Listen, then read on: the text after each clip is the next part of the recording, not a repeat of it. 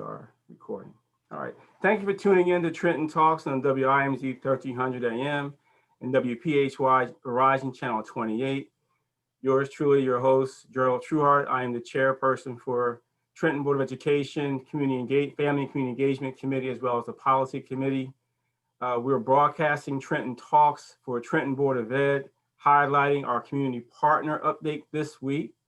And we have, of course, my co-partner, Addie Daniels-Lane, Board President of Trenton Board of Education, our Acting Superintendent, Alfonso Llano, our Assistant Superintendent of School Support, Wilfredo Ortiz. We have on the call as well our Supervisor of Nursing, Micah Freeman. We have representatives from Homework Trenton, Natalie Tung. We have also on the call from the Trenton Health Team, we have the Executive Director, Greg Paulson. We also have on our team tonight, we have Dr. Rachel Evans of Henry J. Austin, our Chief Medical Officer at Henry J. Austin. We want to welcome everyone here tonight. We also have on our call tonight, Kimi Ali, who is the Chief Executive Officer of Henry J. Austin. We want to welcome all of our guests on our program tonight. And I'm going to turn it over right now to our board president, Addie Daniels-Lane, to get our program started. Thank you all for joining us tonight. Okay, so thank you, Mr. Trueheart, and welcome to our community partners and certainly our district officials. It is wonderful to see the partnerships in action that we have here supporting our students as well as our schools, as well as our families. So again, this is a very important introductory session. You won't be able to share everything about your organization and how you're supporting us, but at least we're able to give the public a taste of what you're doing to help us to keep our students and our families healthy so that our students can continue to receive their education. So at this time, I'm going to refer to our acting superintendent, Mr. Llano, so that he can actually kick the program off and get it started. And again, welcome to everyone. Thank you so much again for WIMG Trenton Talks, the opportunity to be here to share and showcase the Trenton Public Schools and our community partners in our first community spotlight session. This afternoon or this evening, it's my pleasure to introduce a newer face to the community partnerships with Trenton Public Schools. I would like to invite Ms. Natalie Tung from Homeworks Trenton to give us an overview of her program, the supports that she's been providing. It's a very exciting program that I just learned a little bit about the other day, and I'm working with her directly to improve the program and the outreach that we have with our community partners. So Natalie, thanks for joining us this evening on this show. Look forward to hearing a little bit more about your program. So why don't you start by giving us some background on your organization and what your mission is. Awesome. Thank you so much, Superintendent Llano, and for everyone here for allowing us to be here today. We're very excited, very honored, and just excited to talk to you all a little bit more about Homeworks Trenton. So with that being said, I'm going to just share my screen and hope you all can see it. And yeah, so just a little bit of background about Homeworks. So Homeworks, we are a free community-based after-school residential program for high school girls in Trenton. So we specifically work with 9th Grade Academy and TCHS. We do have one scholar right now at Foundation Academy, but mostly we're working with those two schools where basically from Sunday nights to Friday mornings, our girls stay overnight in our dorms during the week and then go home on the weekends. So as you can see, kind of our schedule, what we focus on, we bring our kids to and from school every single day with our school bus, making sure that they're not only there every day, but that they're early and they're there for breakfast. And then when they come back to our dorm, we do programming focused on academics, life skills, civic engagement, and women empowerment. They then have a family style meal and then stay overnight. But really what we're doing here is kind of three main things. The first is that our community and our stability and structure, where we're really working with our parents, we're working with the schools to really provide that so that our scholars can focus on their academics, can focus on their growth. And the second thing is that what we're trying to do is also create a community where our girls, and specifically our Black and Brown girls, can reclaim power over their cultures, their experiences, their identities, and know that, the amazing young women and the leaders that they are. And we're also trying to do this while reversing the narrative that our kids need to leave Trenton to be successful, because we know that that's not true at all, and that Trenton is an amazing community, it's an amazing city, and we have all the resources here for them to do what they want. And so just a little bit of background, this was, we first had in 2017, we had 5 scholars. We then went up to 10 scholars in 2018, and then ran a semester program in 2019. And now we actually just launched our year-long program where our girls are coming in during the school year, during COVID, where we're doing virtual schooling with them, and then having programming during the day before they go home at night. In addition to that, we're also, in terms of COVID, we've redistributed resources, including grocery store gift cards, computers, counseling, social emotional support. And so, yeah, so that's kind of a little bit about us. This is some of our team and some of our partners that we have.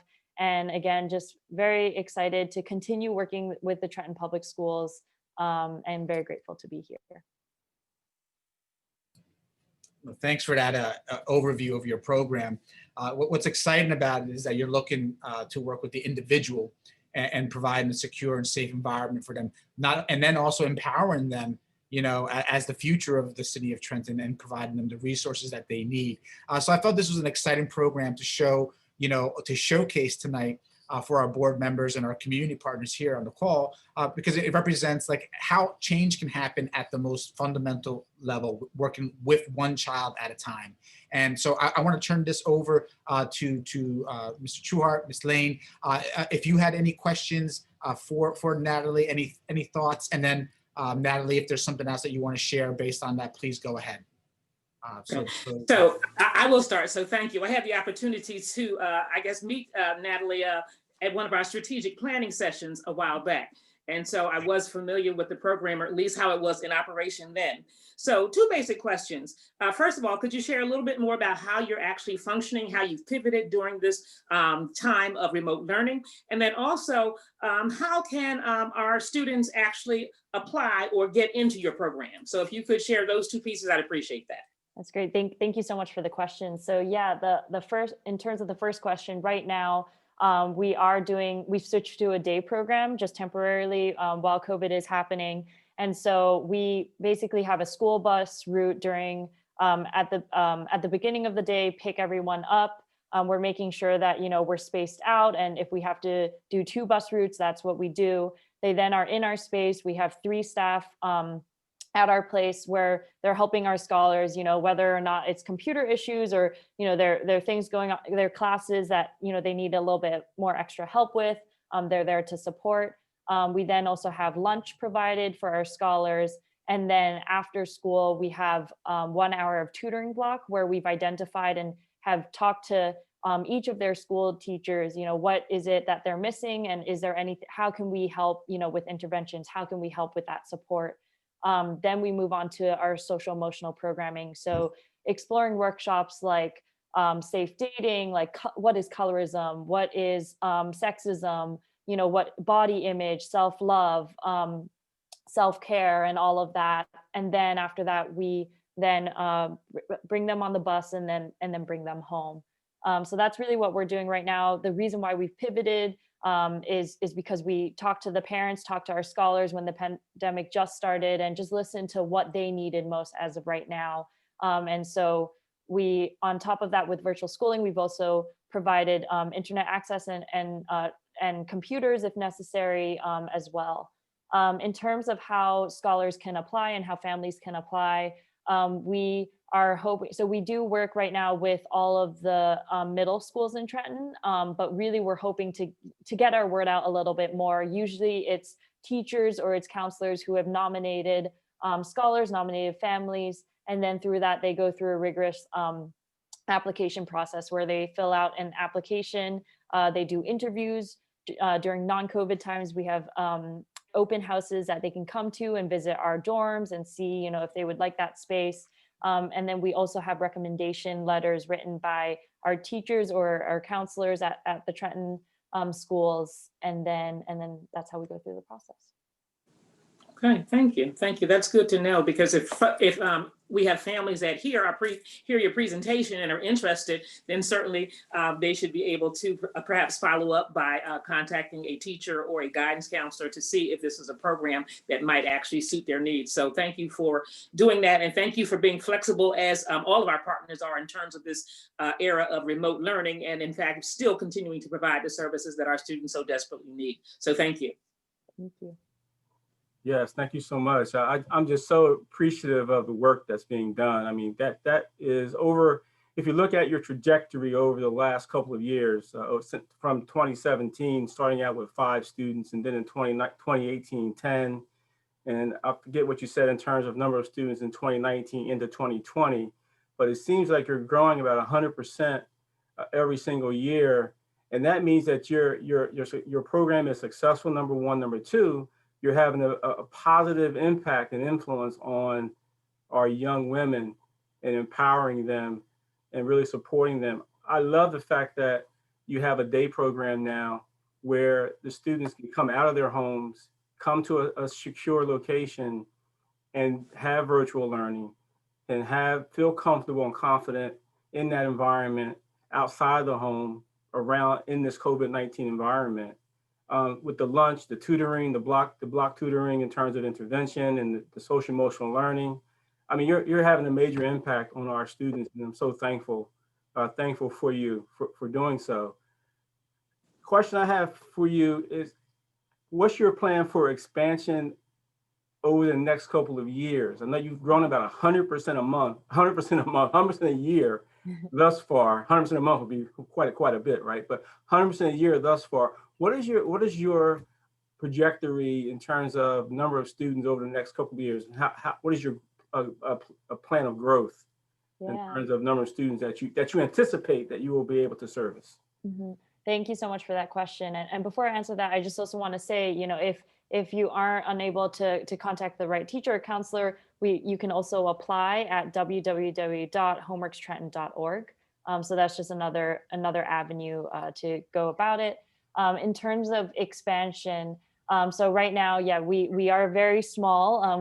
We're at 11 scholars, but we hope to go up to 40 at full capacity, where we have 10 or 11 scholars per year. And the idea is that we would actually go and have them all 4 years, and we'll do different programming, different interventions every single year.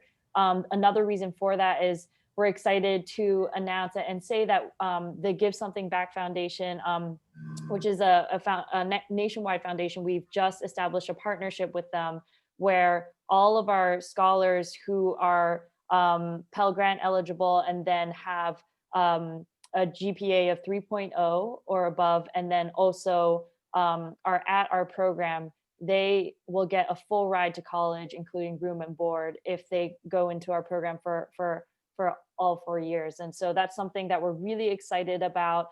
We know that, and we invite every scholar, every family to apply, even if you're not at that 3.0 GPA. We're really looking for scholars who are, who just want to be there, who want to grow. And we know that we can get you there, and we can work with you to get you there. And so that's what we kind of envision, that we'll have 40 scholars, and, but the larger goal too is to have, because at the end of the day, what we're trying to do is have communities of women come together, where they can not only work together to move each other forward, but to also to move themselves forward, and then to move our community forward. And so we're hoping, that Homeworks could even expand to different cities and all around the country, all around the world, where we have communities of women just really coming together. Fantastic. Super exciting work that's happening at the local level, and what an amazing announcement, right? That these students, if they come through their program, commit the time, could potentially have a scholarship to college. So life-changing event, life-changing support. Natalie, thank you so much for agreeing to be here to share the work that you're doing, and to make connections tonight with some of our community partners who I'm sure will assist, wherever that's needed, and connect with you. So I'm glad that those connections are being made. Again, as a board, Natalie and I talked about, how can we support her work, and it was kind of back towards President Lane's question, how can we help get the message out and make sure there are no obstacles within our school district in terms of getting information to Natalie and her organization. So we will be talking more deeply around how to build those supports in and make it easier for a child to apply and to find out what's required to be a part of this program. And this is a commitment to multi-year support for Homeworks Trenton. So again, thank you. Thank you so much for having me here. All right, so at this time, we're going to switch gears a little bit.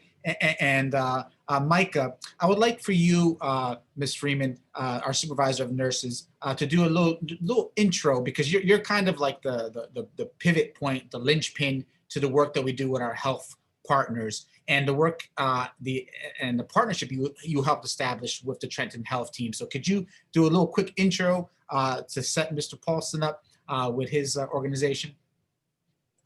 Hello, everyone. Thank you for having me. So yes, we work with the Trenton Health Team. Greg Paulson is their dynamic leader there. They've actually been a part of our district wellness council, where we worked with getting our wellness policy approved. Yay! I remember that one. Yeah, so thank you so much, Trenton Health Team and our partners. But they are our leaders in guiding our work and trying to make Trenton a better, a healthier city. So I am pleased to present Greg Paulson to our Zoom meeting today. Thank you, Micah. It's very kind of you. Always a pleasure to speak with you. So, Mr. Paulson, can you just, for those folks who are on the call tonight, or who will be viewing this video or listening to the radio show, again, just give us an introduction to your organization, what your mission is, and what you are doing to help improve the health of our community. Absolutely. Thank you, Superintendent. Trenton Health Team's been around for just about 15 years now. And why we're here is to help connect all of the different organizations and efforts and resources in this incredible community to really make the most of what we have to help Trenton's health and well-being. So we do a lot of work to help people get access to the doctor, get access to medicine, try to stay out of the emergency room and manage their illnesses.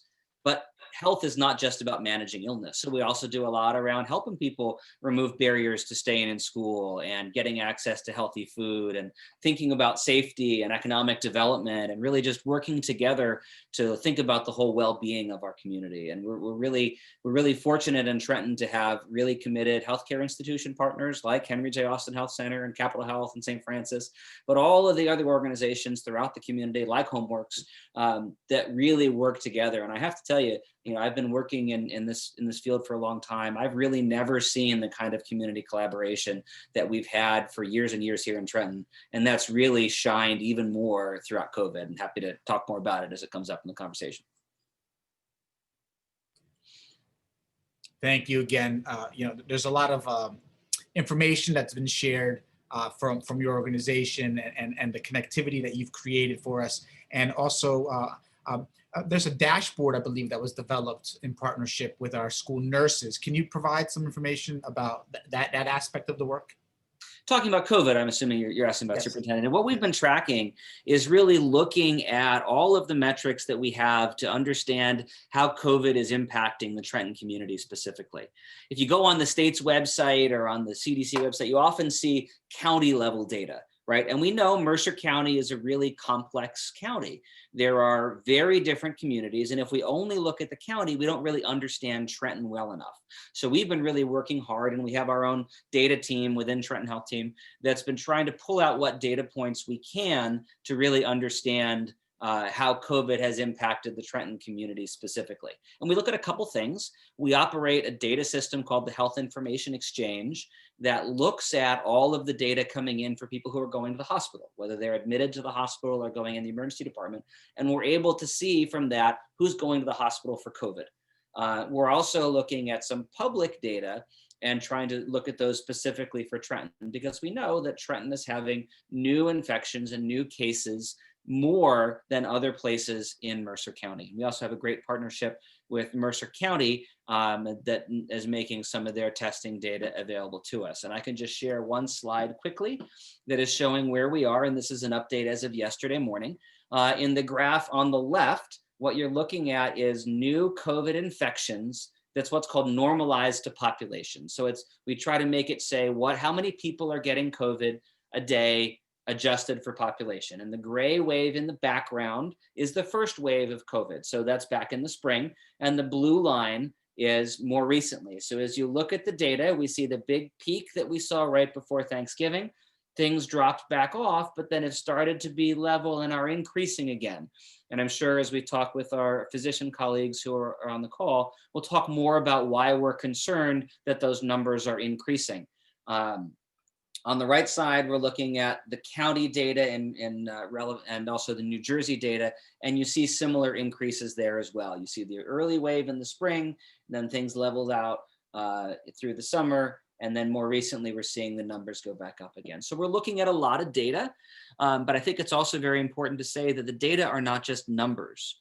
We really, especially as we're talking about kind of getting people access to testing or as the vaccine is coming out, really important data is understanding our residents and our community members and listening to them. And we're very fortunate that we have staff who work directly in the community, and we have tremendous partners who have a lot of people working with community residents every single day. And we're in a position to really talk with them and understand their perspective.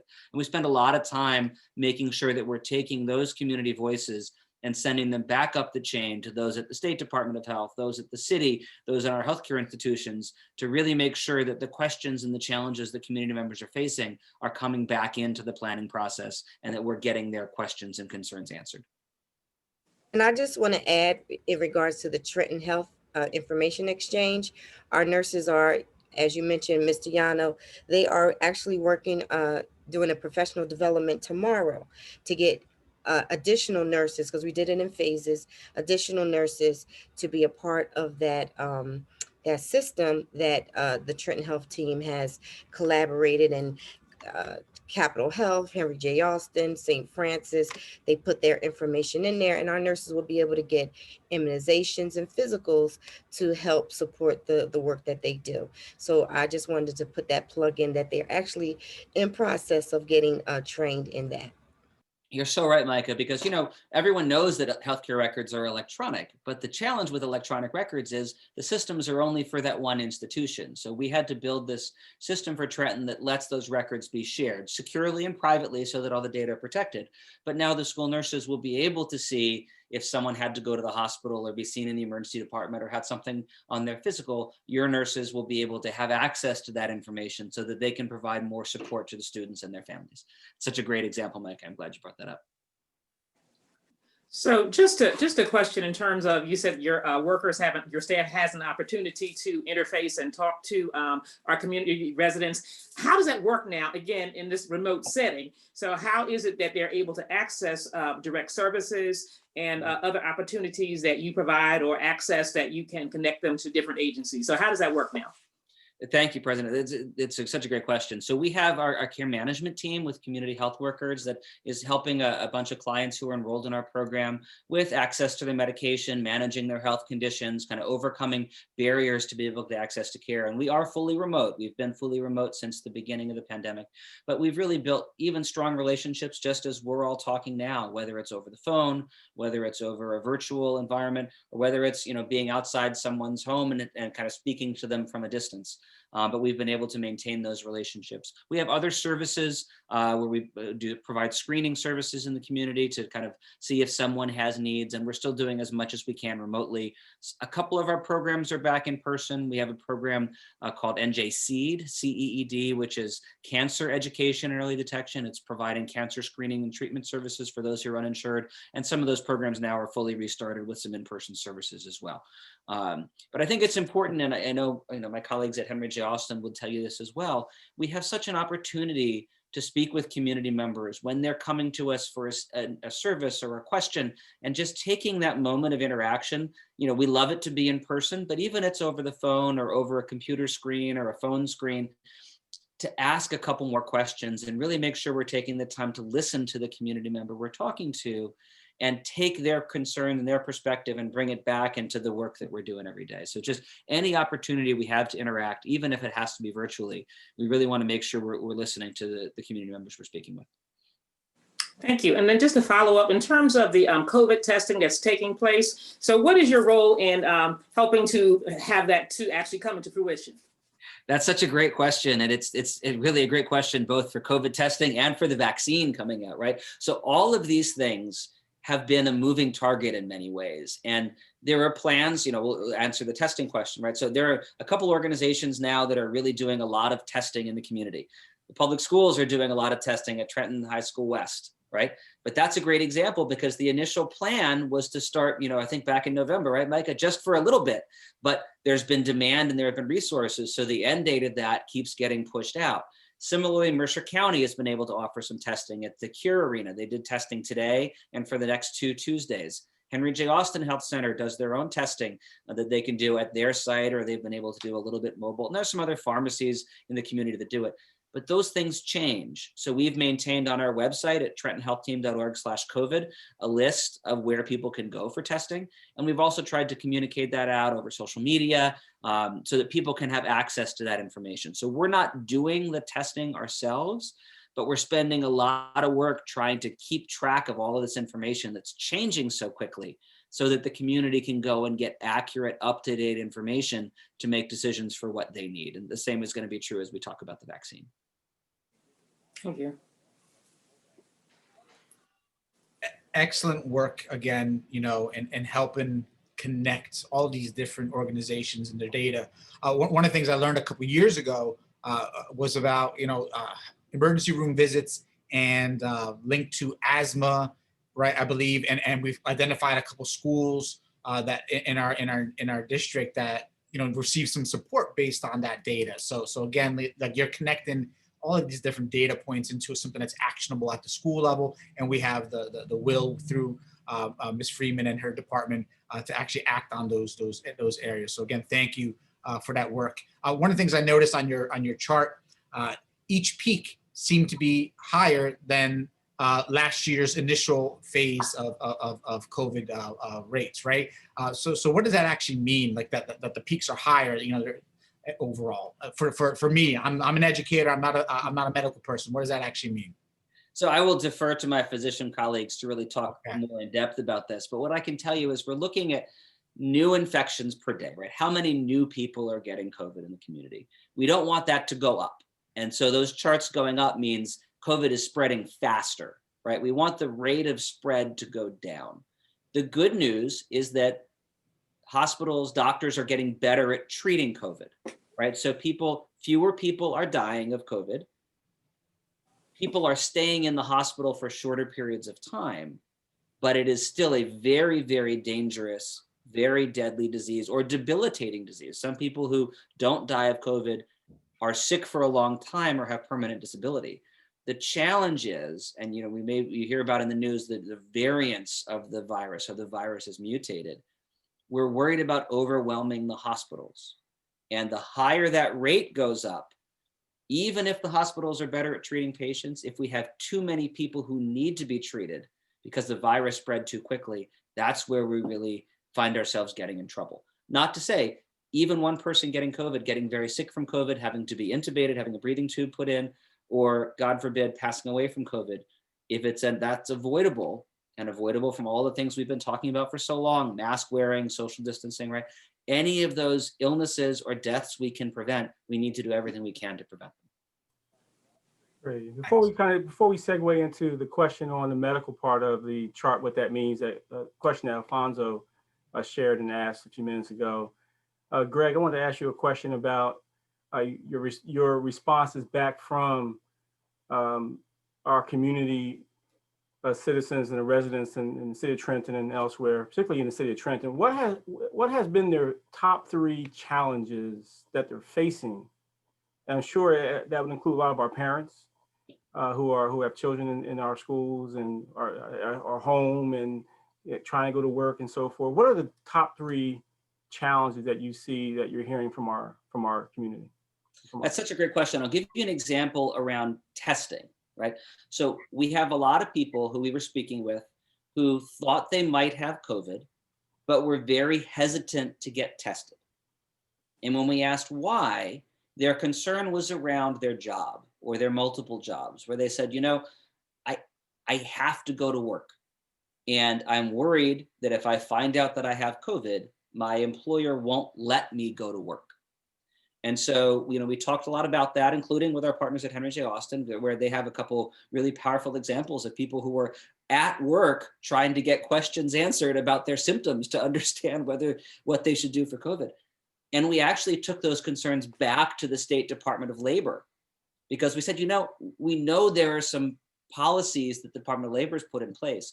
And the Department of Labor actually created a handout that summarized 5 of their key programs that provide employment protection and prevent employers from taking an adverse action against an employee who is out of work because of COVID. And now we've made the flyers back to the community. So that's not just an example of a concern, but where we tried to take it and help a state agency respond to it. But more broadly, I think the biggest questions we get are really access to information, whether it's about testing or understanding if their symptoms are related to COVID, or around the vaccine, really, what does it mean for them? You know, I heard something, or I'm wondering about, and I think it's really important to say, it's good that people have questions. No one should feel bad about having a question or feel like that means that there's something wrong. We want to make sure that they have access to the information to get answers to those questions. Because at the end of the day, each person, each family needs to make decisions for what's right for them. And it's not my place to make a decision for someone. What we're trying to do is give them the information so that they can make the decisions that are right for them.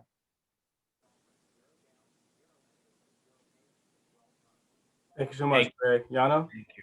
Yes, sir. Yes. So, you know, and that was a great question, Gerald, about, you know, what are the challenges, and that's a shame that some folks are fearful for their job security, and we also hear there's challenges in terms of families who are undocumented, and they're fearful of getting the test because they think they'll be reported. And I know there's a commitment that is not happening. That is not what could occur.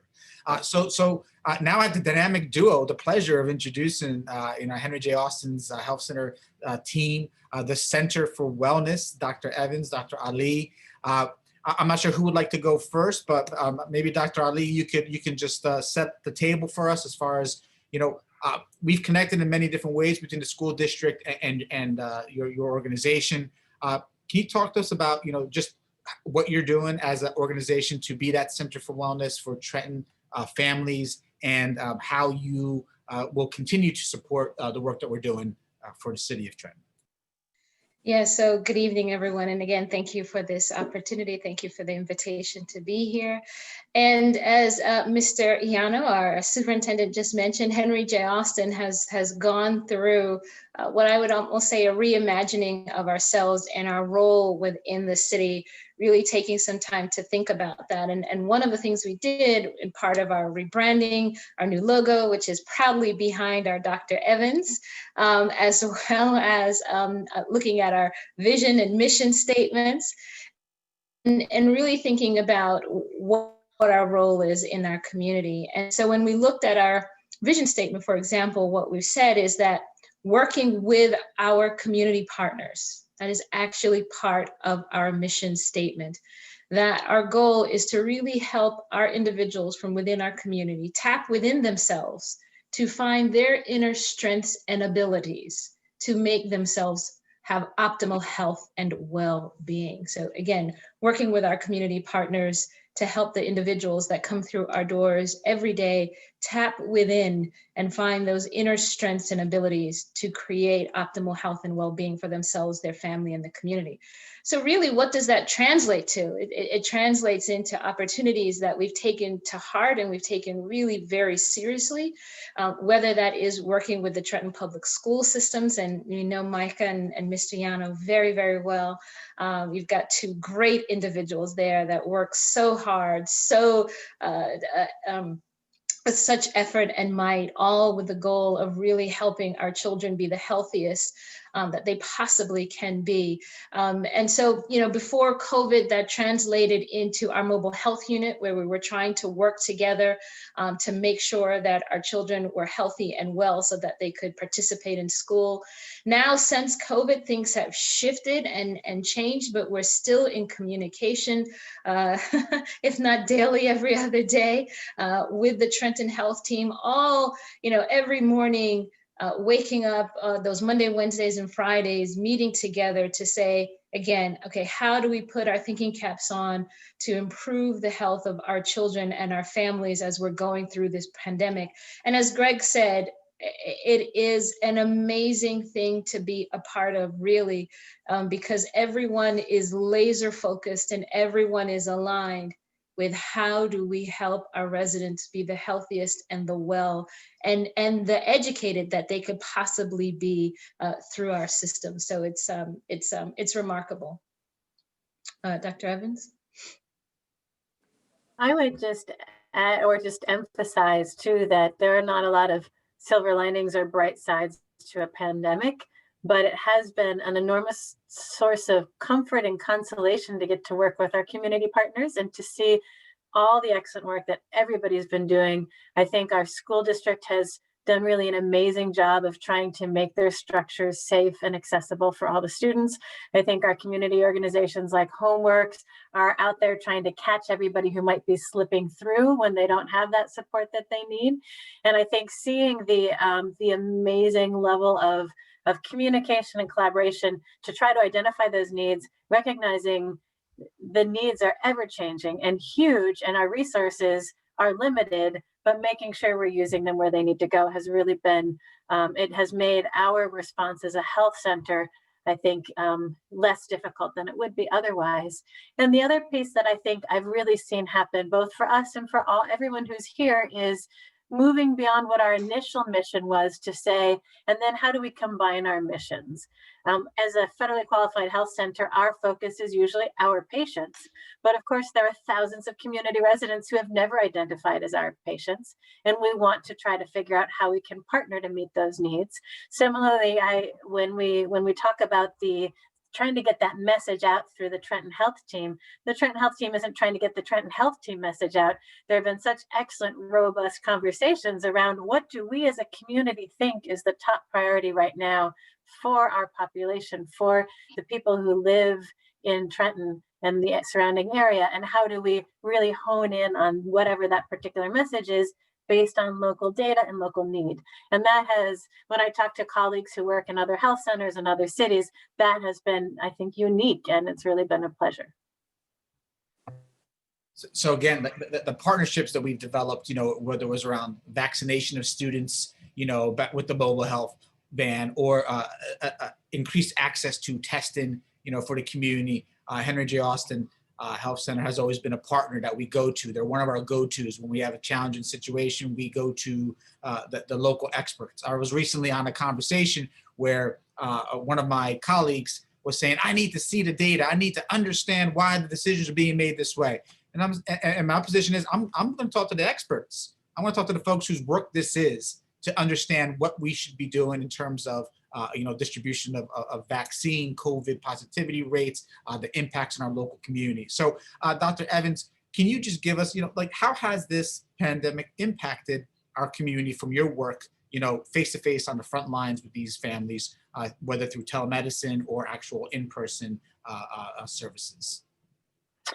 I think we have just really seen at a visceral level for our patients and our staff and everybody in the community, everything we've seen nationwide really hitting, in particular, Black and Brown residents, really hitting our Latinx population. We know, looking at the numbers, how devastating the impact of this disease has been. People losing loved ones, people having long, lingering complications, people losing work, that fear of employment, and then the challenges with education that go along with that. How on earth do you maintain a healthy home for learning for a child when everybody's either working at home or not able to support the schooling remotely. It's just been so difficult. And from where we sit, we just get to hear story after story of people making impossible decisions, trying so hard to figure out what is the right thing for my family, what's the right thing for my community. I have to go to work. I have to figure out how to support my child in schooling.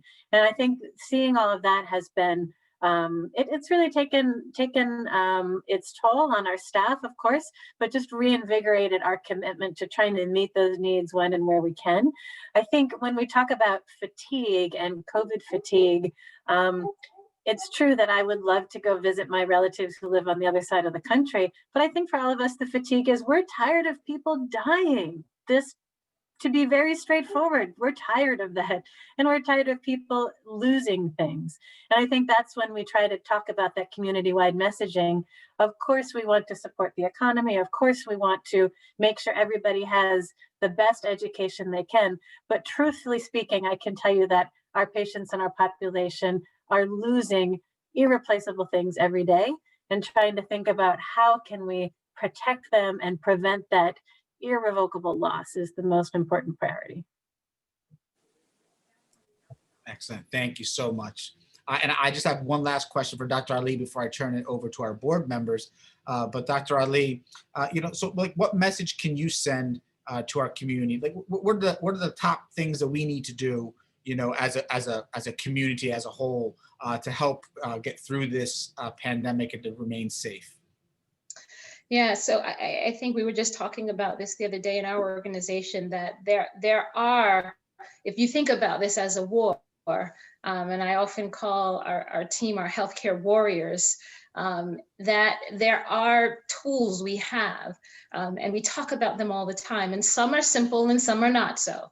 Ones that are simple that we've heard over and over again, but we'll say them all again, is masking. Mask, mask, mask. I tell everyone, if you are not with someone who you immediately live with day to day in your house, you should wear a mask. So if you're going to visit your aunt, your uncle, if you're going to visit a friend, you should have a mask on if you're indoors at all times. So people that don't live in the same household should have a mask on at all times, no matter where you are. That is one of the things that all the evidence, all the data shows is a remarkable to reduce the spread and the infectivity of this COVID-19 infection. So masking, again, social distancing, 6 feet apart or more, and then washing your hands, right? Washing your hands before you eat, washing your hands before you touch your face. And then again, if you're going to be indoors with individuals who don't live in the same household with you, trying to make sure the area is as ventilated as possible if you're indoors. So does that mean opening windows? If you're in a business, does that mean making sure your HVAC unit has been cleaned? Do you have air purifiers that are certified by CDC to protect against viruses like COVID? Do you have those within your facility? So those things are also tools you can add into this toolbox to really help this war we have against COVID. And the other thing is vaccinations. So Rachel and I have done a lot of work, talk about being warriors for the vaccine, around trying to dispel some of the myths that are out there and really give good information. And that's another place where the Trenton Health Team has been really helpful in terms of this partnership. And how do we get out good information that can be trusted from a trusted source, and how do we really dispel some of the myths that are out there? So you can go to either the Trenton Health Team website, you can go to Henry J. Austin's website, to our video sections, and you can look at some of the sessions we've done, really again trying to dispel some of those myths and talking about the importance of getting the vaccine. I said to my group at Henry J. Austin, I am really concerned about where we're headed in the coming months. I think it was Greg that mentioned the other strain that is within the United States now. And I think as we go towards the end of January, beginning of February, I am concerned. And the more we can do to protect ourselves and our families, again, all of those things, vaccination, thinking about it, considering it, getting the information you need to make a decision for you and your loved ones, and then the masking, the social distancing, the washing of hands, all of those things are going to be important in the coming months. Thank you. Thank you so much for that. There's a couple more questions that I have, but I'm going to turn it over to President Lane, Board Member Trueheart. I know they have a couple questions for you as well, for Dr. Evans and for Dr. Ali. Okay, so my question again is relative to the vaccination effort. And we know right now that is targeted to 16 and older, right? Not necessarily our younger folks, but our 16 and over. How can we, and I guess this involves Micah as well, how can we as a district support and encourage that whole effort? I hear this about information, and I think some of you may have heard me say that I need to be convinced as well. And so how do you convince, how do you convince, or how do we lay that out there so that our staff is willing and looking forward to being vaccinated? How do we do that in terms of our families, our staff, our families? And of course, I know we're talking about our parents instead of our children, but how can we help? What kind of, I know we did the Mask Up campaign early on. So what kind of things can we do as a district to help get that information out? And again, I think it's important. And I know, as I said, a number of us have to be convinced. So what can we do to make sure that happens? So I would say, forums like this, I mean, so you're right on it, where you are giving individuals information, places where they can go to get information. So again, whether that's the Trenton Health Team website, it is full. And I think Greg gave out that web address, or the Henry J. Austin website. They are full of sources, trusted sources, where you can really get information. But I would say it's giving more forums like this, where opportunities, where families have opportunities to ask those questions. That is one of the things we've done, as I said, at Henry J. Austin and with the Trenton Health Team, where we allow people to call in, to question in, to ask their questions. We do this every week at our organization, every Monday, and staff they have really good questions. But I would say definitely creating more forums where people can look to individuals that they trust and really get their questions answered from trusted and knowledgeable resources. That has been one of the thing, I think most important and powerful things that we can do, create those forums where people can get the information that they need. Okay, thank you. That was my pressing question, because again, it will take a partnership of not just the district, but our community partners such as yourselves to help get this messaging out. And certainly working together is a more effective approach to getting it done, as opposed to working in separate silos. So again, thank you for sharing. And you're right, the forums, that actually is a good piece. And another way is to actually have them, as you said, be able to ask questions. So that's not something that we do in this forum, but it's something that we can do in another forum. So we'll leave that to Mr. Superintendent and Ms. Freeman. And I just want to add that we have been, thankfully, and thanks to the board, we're able to provide testing through the New Jersey Department of Health, and also with Henry J. Austin, we had the flu shots. So I think there's three words that keep coming up: trust, community, and access. And I think that by our families they do trust the school district, right? We are servicing the community, and we also are providing access. So just doing those types of things, continuing that, I think is going to help in getting the message out. We can also tag, Trenton Health Team and Henry J. to our website. Putting that information out, I think is a good idea. But just continue to build off of those three words. I think that's going to help with a lot of worry, a lot of anxiety, and just know that we're all working. And I would just add, Micah, when you say that word trust, for everybody who is on this meeting right now, you are all trusted leaders. And everybody you know who has doubts about receiving the vaccine is hearing a lot of things that scare them from people they trust. And so it is really each of us, our personal responsibility, I think, to not only receive the vaccine, but then tell people loudly and proudly that we did it and we're fine and we recommend that they will. And here's why: because hearing that from people they trust is vitally important. And I was going to say, President Lane, I think your comment of that you still, need to have some questions answered. I think the fact that you shared that is so important, because it's okay that people want to have questions answered. And so that we need to make people feel okay that they're hesitating, that they want to know something else, and then take that next step to be able to get their question answered. That is such an excellent point. And I will say I was right there too, and I'm a physician. But I had the luxury of the data, right? So I was able to get my questions answered. And once I got my questions answered, once I understood the data, I could look at it, I could see it, I could say, okay, this sounds reasonable. It sounds like it was done fairly. It sounds like it was done equitably. Okay, I will get it. And I got it. So I think this point cannot be, it needs to be emphasized that people's questions are valid. They are their own. They need to get them answered and then make the decision that is in the best interest of themselves and their family. And I'm going to how say we I was create those just, places is important. I was going to say I was the exact same way.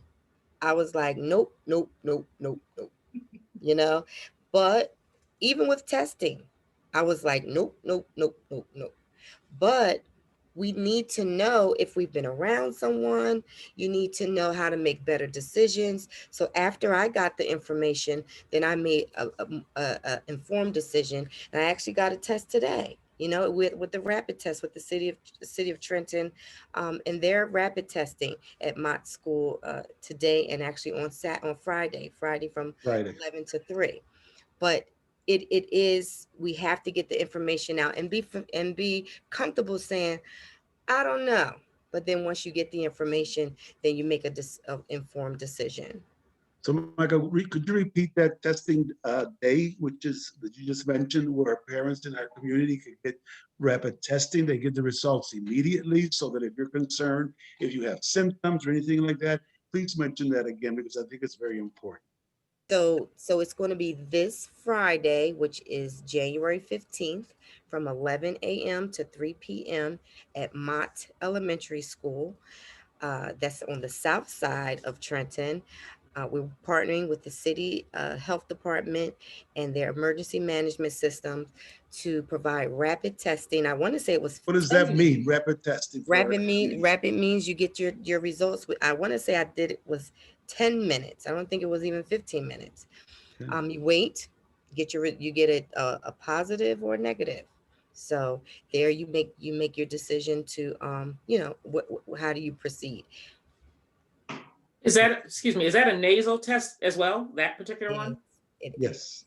Okay, and over at High School West, I'm gonna say Junior 3, Thank you. is that the one that takes 2 or 3 days to? Yes. Yes. And that's gonna be Wednesday, Thursday, and Friday? Yes, for this week, it's Wednesday, Thursday, Friday from 9 to 3:30. That is a longer time you get your results, from 3 days to 5 days. So you have on the west side and also on the south side to get your test. So when we talked to, so thank you for the test and update, and Dr. Ali and Dr. Evans, and Greg, Mr. Paulson, there's so much misinformation out there about the vaccine as far as like, how do you get it, right? So I've been out there putting myself out there saying, hey, give it to me if you got it, because I want that vaccine. I'm willing to get it. But I know there's a registry, there's a process. But when you go into Burlington County, some folks are saying all you have to do is call the local hospital because they have extra samples every day, and then you can get in line and get your actual test done there. Mercer County, the Department of Health website looks a little different than Essex County. So what's the actual plan? Like, how is this vaccine being distributed? How do you get on the line and register? Good question. Well, so something, Mr. Yano, that I don't know is widely known. We talk about all the resources we have in Trenton. We're very fortunate that one of our own physician leaders in the community is part of the group at the State Department of Health coordinating and planning this rollout, Dr. Ali. But really, I mean, we have the voices of our community who are working on getting this information out there. So I don't know, Dr. Ali or Dr. Evans, what you wanted to share, but I think that your questions, Ms. Yano, are so right on. I think Yes, Dr. Ali oh, there you yes, go. Yeah, your image is I frozen. am. My screen has frozen, you know, the one of the things of our new age of Zoom. Um, but yeah, so the best way is to actually go on to the New Jersey website. And I don't have the name of the website address where you can go on to register online. And I actually was very curious to see how it works. And so I did go on. You can just Google New Jersey COVID vaccination and it comes right up. COVIDvaccine.nj.gov is the site. Thank you. covidvaccine.nj.gov. And you type in the information, you put all your information in, and I was really curious to see how it would work, and I did it, and it does work. Today, I actually got a call from Henry J. Austin. So by registering on the state site, I got a call from Henry J. Austin today, and she said, "Hello, I'm calling from Henry J. Austin. You are interested in getting your COVID vaccine. I see you're in group 1A. And I was like, yay, it works. So it does actually work. So you can go in, put your information, and then when you answer the questions, it will ask you, are you in healthcare? Are you in education? Are you in transportation? It will then automatically put you in the category. And then when your category is now open to get vaccinated, it will lead your information to the sites that are vaccinating. That's excellent, because this, Yeah. you know, so I saw the website go up and I'd heard there was some issues and some challenges, but now it looks like I'm on it right now because I want to get in line to get my vaccination. Yeah, you can't see me smiling, but I'm smiling. Right. No, yeah, the look on your face is very stern. I'm going to do it right now because we got to get it done. So Dr. Ali, we also have a lot of teachers and staff that may not live in New Jersey that work in the city, teachers who live maybe in Philadelphia. Do they sign up in Philadelphia, or do they sign, or because they work in Trenton, do they sign up in New Jersey? Do you have any idea about that? It's if you live or work in New Jersey. And so if you're someone who meets whatever category we're vaccinating at this time, who lives or works in New Jersey, it's okay to sign up. I think there's been so much confusion about where people can sign up and what priority everybody is getting vaccinated in. Well, I love that when you go to the New Jersey website about the COVID vaccine rollout, it actually says, is there a plan? Because it's a valid question. It seems like there's so many moving pieces, but they've been very good about continually updating and being clear that they're doing their best to provide vaccine to the highest priority categories, but understanding as we move along, that will get more fluid, hopefully, as more vaccine becomes available. So that's the other thing for right now in Mercer County. Henry J. Austin and 2 ShopRites are the only locations that have been designated as ongoing smaller vaccination sites. And then there are larger mass vaccinations that will be happening, and some by the Department of Health of the county. And so, as usual, we're really working closely with the Trenton Health team and relying on them to help spread the word when and where vaccination can happen. At Henry J. Austin, we have been trying to administer vaccine as rapidly as it comes from the state, and some encouraging signs that they will be continuing to release it going forward. But as of right this minute, every dose we have has been scheduled out through the 20th. And so we're hoping to get some more. And it's really, it's such a joy to be able to provide that vaccine to healthcare workers in the county. But we know that there's so many people who are waiting and eager to get the vaccine. The only other thing I would say, and this is a really important talking point, of course, the state is trying to prioritize certain groups, certain high-risk groups, and we want to follow along with that as is appropriate. But really, the more quickly everybody gets vaccinated, the better it is for everybody. And so we really want to make sure we're not wasting doses, we're not delaying doses, we're just vaccinating as rapidly as we can with the supply that we have. Absolutely. So I heard you mention that Dr. Ali actually is a part of that whole group that's making some decisions. So I just want to advocate right now, only because I know that the 2 ShopRites that were mentioned were not the ShopRites that serve primarily the quote unquote Trenton Ewing community. I know that the one on, I believe, is Hopewell Pennington, and the one in Hamilton were targeted as distribution sites, but the one that's in Trenton Ewing has not been designated as one of those sites. So if we could further advocate for that site, because I know that I see everybody in town at that particular ShopRite. And so I'm just advocating for those who, you know, in terms of convenience, if there is a way to rethink that whole plan so that, you know, you can target those folks that visit that particular facility on Olden Avenue in Ewing. So just a plug. You got it.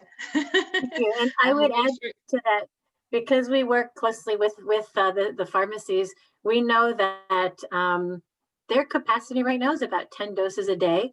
And so really we need a much broader strategy for everybody who lives in that area and all throughout the various areas. So we'll continue to advocate for that as well. Absolutely. Thank you again. Gerald or Mr. Ortiz, do you have any follow-up? Mr. Yard, I was going to add one other thing. I apologize. My other phone started ringing. I think it's also important to note the rollout plan that's out right now, President Lane, is not all that it's going to be. I think the site, we hear that complaint quite a bit about the ShopRites. This is the very beginning of a very big process. And so those ShopRites were even the ones focused on the 1A healthcare workers, but there's much, much more coming, including from the Trenton Department of Health, the Mercer County Department of Health. And these are sites that are capable of large numbers of people going through them, not necessarily those 6 mega sites that, you know, the state had announced, but there will be other pods, points of distribution throughout the community that will make sure are accessible to Trenton residents. Same way when Mercer County did its testing process, we advocated very strongly, successfully, for walk-up locations for testing in the Trenton community. Similarly, there are a lot of voices advocating very strongly that are definitely being listened to. There will be sites that are accessible and available for the Trenton community. The fact that they're not announced yet means that we're just at the very, very, very beginning of a very long process of rolling out the vaccine. I'd like to share an amount of time it took you to say that, and Dr. Arlene, Dr. Evans to talk about some of the vaccine work. I was able to register and I'm on the list, official. So you know, yeah. I'm gonna do it as soon as I get off. Yeah, I encourage everyone to do that. We'll begin to message that to our community internally because it's an important step. And if that's the first step that needs to be taken, we've got to do that and get on the list. Yep. Thank you again for letting me know about that. So that was wonderful. That's awesome. Mr. Trueheart, I'm bringing it back to you. Yes, sir, Alfonso. Thank you so much. I want to thank everyone. Just want to make a few announcements that we gleaned from our program today at this Friday at Mott School from 11 a.m. to 3 p.m. rapid testing. We also have testing, COVID testing, Monday, Wednesday, and Friday at West Campus from 9 to 3. That's our regular test. It does take some time to get that test. We did talk about the vaccine.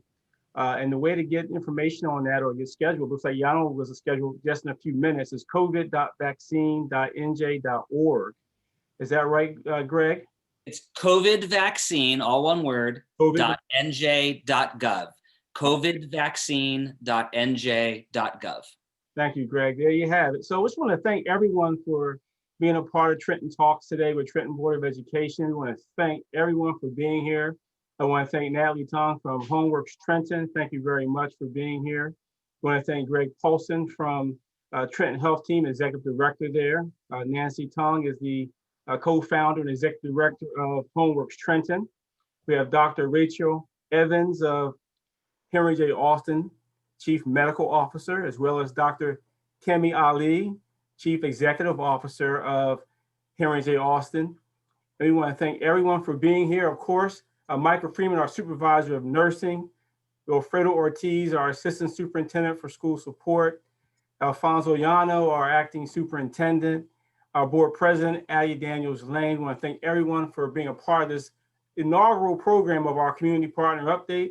Looking forward to our second week in the month of February for additional updates and more partners to come on board to share the great work that we're doing and the work that you're doing in the community to support Trenton Public Schools and our community residents as a whole. So thank you so much.